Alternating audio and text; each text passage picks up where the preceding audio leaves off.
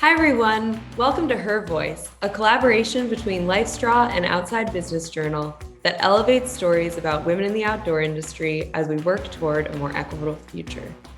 I'm your host, Leslie Barrett, standing in for Denisha Jenkins. My guest today is Kristy Drutman. Hi everyone, I'm so happy to be here today. Thank you so much for joining us today, Kristy. Also known as Brown Girl Green, Kristy is an environmental media host, speaker, and consultant. So Kristy, to start us off, tell us a little bit about Brown Girl Green and what your mission is there. So I created Brown Girl Green as a podcast and a media platform because I didn't see other people who look like me in the environmental field. And I really wanted to create a media platform that could really highlight and amplify the voices of Black, Indigenous, and people of color in this field, as well as to talk about creative solutions to the climate crisis, to really inspire people with hope that they can also get involved too. And so it's been a multi-year journey of me as a content creator, experimenting with videos, blogs, podcasts, and so much more to try to work at these intersections. So Kristy, for someone who hasn't listened into your podcast, what would they expect to hear? Yeah, so I talk a lot about diversity, equity, and inclusion. And, as it relates to the outdoor space, I actually made an episode last year specifically talking about racism in the outdoors. So I actually talked about when Christian Cooper, who's a Black birder, got racially profiled and accused when he was just going and bird watching. And I really felt impacted by that story because I love bird watching, and I really wanted to talk about the fact that that experience of Christian Cooper, just enjoying his time as a Black man in the outdoors with the birds is just a symptom of a much broader systemic issue when it comes to racism in the outdoors. A lot of my podcasts are connecting not only about my care and passion for the outdoors and nature and the environment, but also to be honest that that's not accessible to everyone. And the outdoors, even though it should be made for everyone, unfortunately, the reality of that is that a lot of people, especially people of color, cannot feel safe there. Thank you. That sounds like it's got a lot to add to the conversation. So if you have not listened to Kristy's podcast, please tune in and hear more from the voices that she's bringing to the stage. So what inspired you to create Brown Girl Green? Can you tell us a little more about your story? Yeah, so I never really was exposed to environmental issues much growing up. I obviously knew that there was trash, there was waste, but I never really knew what was actually happening or who was causing it. And I decided that I wanted to do something to help people. And I felt like the environment was a perfect way to address that. So I actually studied environmental policy and city planning at UC Berkeley for university and undergrad. And during that time, I was really learning about the climate crisis and environmental issues. And simultaneously, during college in my early years, Typhoon Haiyan hit the Philippines.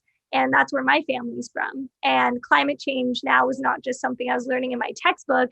It was a real thing that had real impacts on people who looked just like me.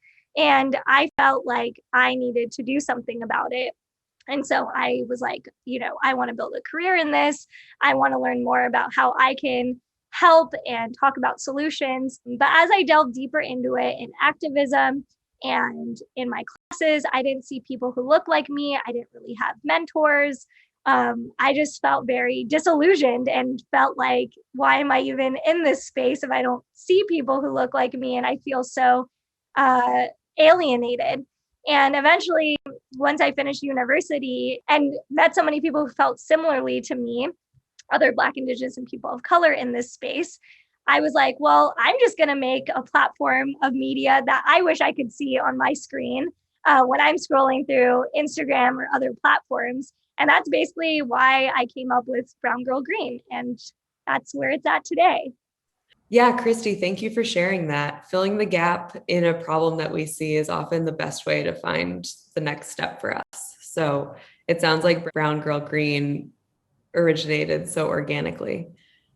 And with that, you talk about how mainstream environmentalism can alienate people who have marginalized identities and how we need to understand who doesn't have a seat at the table, then bring them into the conversation. So what does your vision of environmental justice look like today? And what does inclusion in this space look like to you? Yeah, no, thank you so much for that question. And I would say when it comes to environmental justice, it basically means that everyone deserves access to clean air, clean water, and healthy soil. And I believe if we actually were living in a world that prioritized that, everyone would have access to that, which you would think is just a basic human right. But unfortunately, communities, even here in the United States, do not have access to those basic amenities. And so I would say that first off, being able to provide those basic resources to people in general would be environmental justice and things that we can see happen in our lifetime. I would say also being able to improve the infrastructure that allows for environmental justice to actually thrive. That means creating more green spaces, especially in low-income communities, Black and Brown communities. And so those are some of the thoughts that come top of mind for me when I think about a world that actually prioritizes these things. It meets the urgency of the crisis. And I think the last thing is redistributing like resources to those communities to be able to allow them to do this really great work. Yeah, so much of what I've heard you talk about is how historically the movement has been about the polar bears and things far away and how we need to look closer to home, which is a lot of what I just heard you outline there. So thank you for being a leading voice in making sure we're thinking about environmental justice in a different way, right? Not just the wilderness, but our communities. So how can companies in the industry be more equitable in the partnerships with content creators and environmentalists of color doing the work that you're doing? Yeah, I think it's definitely about making sure that diversity is not just a nice to have, but you're forming long-term relationships with people you want to make content with. So being able to ask that content creator, don't just make content for me so that way you look like, so that way my company looks good that I have Black and Brown people on my poster, but actually how can we also benefit the work that you want to do in the long term? So I've seen organizations that I feel are really invested in my work be like, do you want to host a discussion? Do you want to amplify this community or this campaign or this cause? And it allows me as a bridge builder to be able to do my work, to be able to know in the long term that this company actually is invested in those conversations and is willing to support that kind of work. And so I would say for the outdoor industry, being able to one name and actually identify that there is those gaps and those inequities, but also being able to follow up by making sure that it's not just a one-off process, that you are building long-term relationships and understanding this broader ecosystem to be able to give back and to support communities that have been neglected or pushed out of this space. Great, thank you. I hope that our audience can benefit from some of that. Back to the work that you do. What's the hardest thing about the work that you do? I think the hardest thing is currently making my work sustainable, being able to, find people who want to, long-term support my work, as a woman of color, to like be able to put myself out there and for people to really like value my work and to really like have my voice be heard consistently. But there are times where I get, so tired and I question, my own impact of the work if I'm feeling this burnt out. And so I think for me, being able to build relationships with people, something I'm currently working on to make my work more sustainable in the long term.